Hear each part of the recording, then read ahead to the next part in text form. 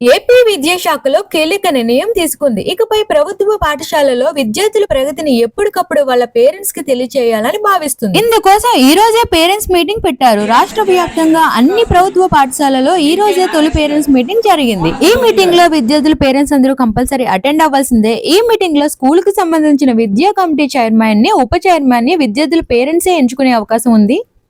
మా భద్రవరం గ్రామంలో 5వ తరగతి వరకు ఉంది. ఈ 5 తరగతుల్లో 15 మందిని ఎంచారు. ఆ 15 మంది మిగిలిన కమిటీ చైర్మన్ ని, వైస్ చైర్మన్ ని ఎంచుకునే అవకాశం ఉంటుంది.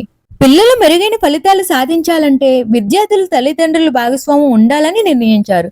దీని ద్వారా పిల్లలకు బడిలో ఎలా ఉంటున్నారో తల్లిదండ్రులకు, బడి బయట పిల్లలు ఎలా ఉంటున్నారో ఉపాధ్యాయులకు తెలుస్తుంది.